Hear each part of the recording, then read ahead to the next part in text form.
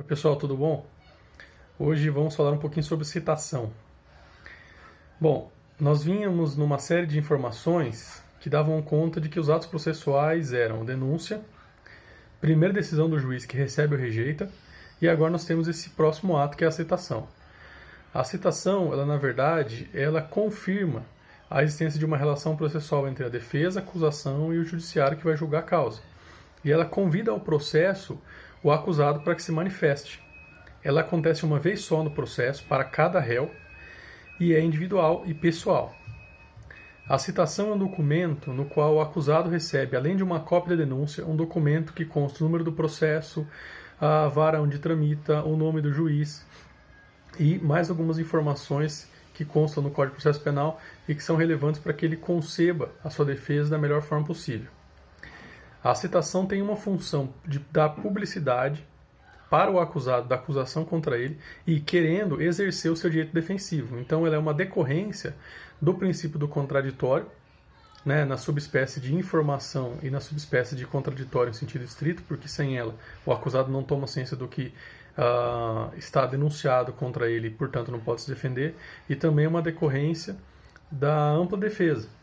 Além disso, podemos dizer que ela é uma necessidade, porque sem a citação não há paridade de armas, porque as acusações não podem ser ocultas, com base na ideia do sistema acusatório que nós temos, que é premente. O processo deve ser público, exceto os casos de sigilo, e deve ter publicização para o acusado para que ele possa se defender da melhor forma possível. A citação ela pode ser real ou ficta. A citação real é aquela que o acusado efetivamente recebe a informação, e a ficta é aquela que se presume que ele recebeu. No Brasil nós temos três espécies. A citação pessoal, que é a melhor espécie de citação, é a única que tem a absoluta certeza de que houve recebimento pleno e sem nenhum tipo de constrangimento. E essa citação pessoal ela acontece com a pessoa estando em sua residência, estando em seu trabalho, e o oficial de justiça que leva o documento chamado citação, com a cópia da denúncia em anexo, para essa pessoa entregar ela em mãos. Depois disso começa a contar o prazo para a resposta à acusação. A citação acontece pessoalmente mesmo que o réu esteja preso e mesmo que ele esteja em outra comarca. Perfeito? E vejam, caso exista suspeita de que o réu está se ocultando para não ser citado, se escondendo, e o oficial de justiça tem informações e dados concretos para isso, ele pode certificar nos autos que tentou citar o réu pessoalmente e não conseguiu, e que há suspeita de ocultação, daí ele vai referenciar quem são as pessoas que deram essa informação para ele, né? Ou quais são os elementos que indicam que existe suspeita de ocultação, e ele vai realizar o segundo tipo de citação, que também é pessoal, que é a citação por hora certa, em que o oficial deixa com alguém da família ou do trabalho o documento designando uma hora e um local e uma data exatas para entregar a citação para o acusado.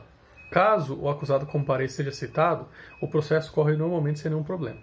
Caso ele não compareça, vai ser nomeado a ele defensor dativo e o processo segue. Perfeito? É um defensor que ele não constituiu, então, que o Estado nomeou.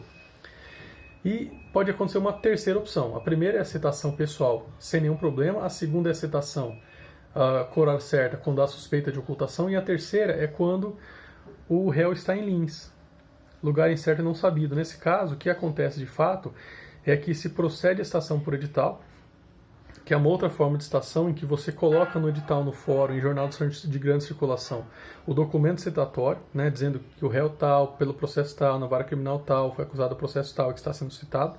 Se o réu comparecer, o processo tramita normalmente. Se ele não comparecer a essa citação por edital, que é muito comum, o processo é suspenso. Suspenso com base no 366 e suspende também o prazo prescricional, ou seja, o processo fica paralisado até que o réu se apresente novamente. Nesse caso, gente, tem uma situação interessante, prestem muita atenção. Se o réu sumir, não aparecer e o processo ficar suspenso, pode ser benéfico para o réu, porque ele fica suspenso até o processo prescrever e acabou. Mas a prescrição também fica suspensa, como eu disse, isso é importante. Mas ela não fica suspensa ad eternum, ela fica suspensa pela primeira contagem. Na segunda contagem, ela contabiliza normalmente, o processo pode prescrever com o réu suspenso ou não. Lembrando o seguinte, havendo fundamentos, o juiz pode decretar a prisão preventiva durante essa suspensão e, inclusive, determinar a produção antecipada de provas. Então, há que se ter uma certa cautela com isso aí. Tá bom? Então, citação real, que é a melhor, por hora certa, que é quando o réu tenta se ocultar, e a citação por edital, quando o acusado não está sendo encontrado, não se sabe do paradeiro dele. Perfeito? Essa citação aqui, ela é a ficta. Tá bom? Um abraço.